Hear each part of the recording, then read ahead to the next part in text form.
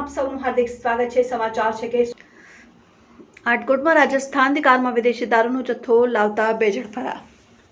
આટકોટમાં Gondal road નજીકથી વિદેશી દારૂની હેરાફેરી કરતી એક ફોર્ચ્યુનર ગાડીને એલસીબી પોલીસે ઝડપી પાડી હતી। પોલીસે ફોર્ચ્યુનર ગાડીમાંથી વિદેશી દારૂની બોટલ નંગ 888 કિંમત ₹3,10,800ના જથ્થા સાથે 2 રાજસ્થાની ઇસમોને ઝડપી પાડ્યા હતા। સંદર્ભે પોલીસે વિદેશી દારૂ તથા 3 મોબાઈલ ગાડી સહિત કુલ કિંમત ₹23,45,800નો મુદ્દામાલ ઝડપી પાડી કાયદેસરની કાર્યવાહી હાથ ધરી છે। પોલીસ સૂત્રોના જણાવ્યા પ્રમાણે રાજકોટ ગ્રામ્ય એલસીબીના પીઆઈ વેવે ઓડેદરાના માર્ગદર્શન હેઠળ સ્ટાફ આટકોટ વિસ્તારમાં પેટ્રોલિંગમાં હતા। તે દરમિયાન એલસીબીના દિવ્યા સોવા, નિલેશ ડાંગર, રાજુ સાંભળા, બોજાભાઈ ત્રમટા બાતમી મળેલ કે એક કાળા કલરની ફોર્ચ્યુનર કારમાં 2 ઇસમો વિદેશી દારૂનો જથ્થો ભરી અમરેલી તરફ જનાર છે।